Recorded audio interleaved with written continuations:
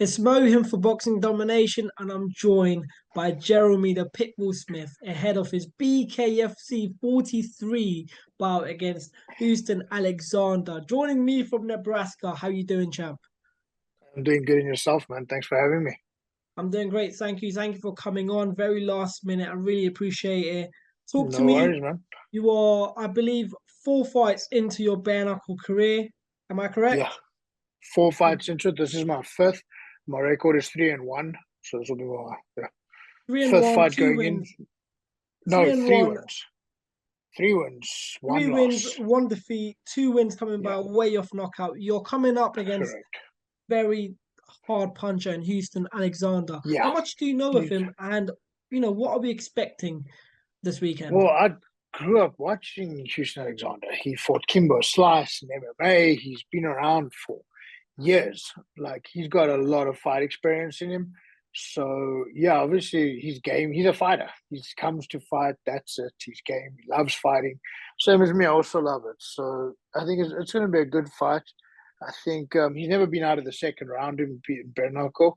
I think the two first rounds are one second round defeat knockouts. You've got three knockouts in a row. So yeah, I think if I put the pressure on him and yeah, just work the inside, work the body, make it ugly. Yeah, I think it should work. So I'm feeling good for this. Obviously, the weight cut's been a bit easier because I'm not normal. I'm fighting at 205, which is 93 kilos, instead of 185, which is 84 kilos. So yeah, so a bit of an easier cut. But I know he's not big on the weight cut either. So I think he's just like we just had a fight and have fun. So yeah, I mean, you're 38. He is, of course, a lot older, but someone who's got a yeah, lot more experience in the combat game. I do sort of want to know, because it's my first time sort of talking to you right now, and hopefully it's the first time of many, because yep. hopefully I'll get you on here a lot more. Can you tell me how you got into bare knuckle boxing, and before bare knuckle boxing, Well, what was your previous background? I started off with K1 back. I think I was 18, so like 20 years ago. So yeah, I started doing that. I became South African champion, amateur. Then I moved over to professional K1. I had 10 wins, two losses with nine knockouts. And I transitioned over to the MMA. I had a record of 11 wins, seven losses, 11 of those wins, nine of the wins coming by, nine of the 11 coming by stoppage. So I think five knockouts and three submissions. Became South African champion, or African champion, actually, middleweight champ for EFC Africa. Then I transitioned over to the bare knuckle boxing. Obviously, COVID happened. Everything put on hold. I moved to America, and yeah, I got an opportunity to take the bare knuckle. And I've always liked boxing, so kind of fitted my style. So I swapped over. I started doing that, and I'm loving it. So I mean, transitioning from, of course, bare knuckles is right now a sport that sort of grew so fast. We've seen yeah, the likes of Artem Lobov fighting Paulie Malignaggi, a massive yep, crossover which really blew everything up. And now, we've had so many wrestlers, so many yeah, boxers box. coming in. Mike Yeah, Perry versus Luke Rockhold, another fantastic that fight was that crazy. happened. Yeah, yeah. Even Conor McGregor was there. He came to Yeah, watch. He walked in. Yeah, pretty cool. I think the sport's getting a lot of traction. It's getting very, very big, and BKFC is leading it in the pack compared to the other organizations. So, yeah, I think I'm in the right place. And also, the owner Dave Feldman's a great guy. He really looks after the fighters, which is nice because I think he used to box as well when he was younger. He boxed, so he knows what it takes to be a fighter. So he knows the hard work, dedication, and all of that. So he looks after us. He makes sure we get treated well. So, and you know what? You treat your fighters well, they'll treat the organization well. of course, the last event was record-breaking numbers. It's broken every single. Oh, crazy! The Yeah. Mike Perry versus Luke Rockhold was the biggest BKFC numbers in its Hmm. history of the sport. I do sort of want to get back on it, right? I mean, 38. You've still got a lot left in the tank. Oh yeah. If you get through Houston Alexander, I don't want to, sort of, get you to talk past him, but what do you want after this fight? I mean, for 2023. Well, obviously the goal is a title shot. Like that's going to be obviously the goal to get to. If you say it's not, then that's pointless. So yeah, that should be everyone's goal in any fight organization. So obviously my main goal now is to beat Houston. Then we'll sit back and take a look at the drawing boards and see what we should do and what's the best route I should take. So yeah, we'll sit down with them, with Dave and the organization, and we'll discuss it. So with my manager and with him, we'll sit down and see what the best route to take and the best pathway for me is.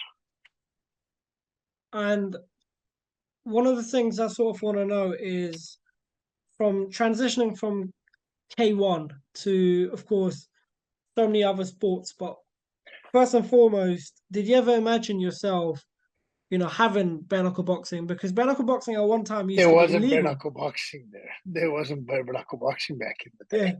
It was. I wish there was. I would have just started with that straight away. Would have made life a bit easier. So yeah, I never obviously thought about it because it wasn't around. Obviously, it just became a big thing a couple of years ago. I think what are we looking at? About 5 years ago, 6 years ago, it started becoming a big thing. In some states, it's not even legal yet, so it's still growing. It's still getting traction. I think I'm in the right time in the sport to go with it. So. Yeah, I mean, bare-knuckle boxing, I remember it started off in the UK as hay bales events. Yeah, And then, of well, the course, UK has always been the place for it. Obviously, the gypsy would fight that, and it's always been. Yeah, there's a lot of shows going on in the UK, but they were never commercialized, well, televised as such or mainstream. They were YouTube, but like even obviously Kimbo Slice, Backyard Brawls was YouTube. It wasn't mainstream. Now you got pay-per-views and apps, and people are becoming household names. and I know you, from doing a bit of researches on you, I believe your background is South African, right? Yeah, I'm from South Africa. That's why I can understand you easily, and you can understand me. Of course, there's And been that's why I some. translated to kilograms for you as well. For me too. I mean, I know there are some very good fighters from South Africa. Yeah. One of the fighters I can really name is Kevin Lerino, who's also a Yeah, he cruiserweight. just fought now. No, he Yeah, went up. he won against Riyad Meri. Yes. I don't know if I've got So the name he's right. moved up from, he went to cruiser, then he went to heavyweight, then he came down to the bridgerweight, Yeah, which is obviously such a big jump between cruiser and heavy. So he's come down to the bridger. He just won the silver or something, so now he's eligible for the yeah. title. So yeah, I've known him for a good time. He's a nice guy, very humble, very nice dude. So Have you ever sparred him? I'm kind of curious to ask you. no, I haven't actually. I did train a lot of boxing gyms, but we never got a chance to spar. I sparred with Junior Makabu, who was a WBC Cruiserweight World Champion. He was my It's sparring amazing. partner for a long time. Yeah. What was it like to spar someone like Junior Makabu? Because he's a Oh, former world a couple champion. of, yeah, he was a WBC world champ. Yeah, it's it's frustrating, especially he's southpaw and he moves. His last fight he didn't move as much as he used to. Like it didn't Yeah. look like himself. Listen, he's a great fighter. I remember he still punched the guy and broke the guy's collarbone in a boxing match a while back. So yeah, he's great. It's sometimes it feels like you're sparring three people because he's one angle, he's this side, then in front of you, then he's there, then there. He's all over the place, but like in a good way. He's just enough to move and punch. So And I'm going to sort of come down to this right now is I tend to always ask fighters what are the mental preparation they have before going into a fight.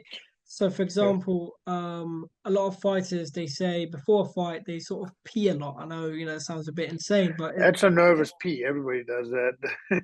You feel like you got a constant pee on you. It's like a constant pee that you need to pee. So it's like it's just like nerves. So nerves are good though. Nerves you got to harness them, channel them. so how do you deal with that mentally? Like just say you've got someone coming into your changing room and saying, you know what, you got 10 minutes to go or 5 minutes and you're going to make a ring walk. What goes through your mind right before that? That's kind of when you know it's going to get a bit easier. That little ring work sucks. I wish you could just sometimes go up in the ring like Yeah. straight away. But it's the sitting in the change room waiting that's the worst. When they say you got like 5 minutes, like, oh shit, get warm, move a bit, and then it's kind of go through. So it goes a bit like those kind of go. Once you get through the wing walk and you're into the ring, and then it's whatever. And now I can see in the BKFC rankings, which I should have gone on before the interview actually, instead of BoxRec, you are ranked Yeah, number 3. If you do win, yeah. and of course, title shot should be next. Hopefully, yeah, that's the goal. So And I know before we sort of come to the end of this interview, because it is 4 a.m. and it is past my oh bedtime shit, time. yeah. Yeah. So You've got some fighters in from the UK actually. I believe they are cruiserweight, like Chaz Wasserman, Robbie Kennedy. I don't know if you know he's these guys. originally from South Africa. I know Chaz. Yeah, I know him from back home. Yeah. Is that a He's fight that yeah. you would Let him anticipate? go win a fight. Let him go win a fight properly. He had one fight that wasn't really that good. Let him go fight and let's see what happens. Let him win some more fights. I don't know why the hell he's calling me out. Like, Yeah, I fucked him up in sparring twice long ago. But I really don't care. Like, whatever. Go win some fights before he starts throwing my name around. I don't know why he wants to call me out so badly. Like, whatever. Like, he's not important. Until he wins a few fights and gets some recognition, he mustn't try to get recognition of my name. yeah. Of course, Like, how many fights has he had? He's had one BKFC fight, maybe 1 or 2 boxing fights, 1 MMA fight. Like, come on, go over a few fights before you fucking go and challenge me. I think he had his. I was actually there for his BKFC fight. I think it was the BKFC 37 at Crystal Palace. Yeah, it was his debut. He had one fight, and he Yeah, barely won it. So let him go. And the guy was also a debut. So let him go win a few fights, and then we can talk. I If he mean, wants to get fucked up, I'll fuck him up any day. this is getting quite fiery right now. Guys, so we've got the Well, BKFC he's blocked me on 43. all his platforms. So he blocks me on all his platforms, and he wants to call me out, so I can't see it. So whatever. If you want to call me out, unblock me. That is crazy. That is crazy. Yeah, That's something I didn't know of until today. yeah. Um. Anyway, Jeremy, thank you for your time. Before we go Yeah.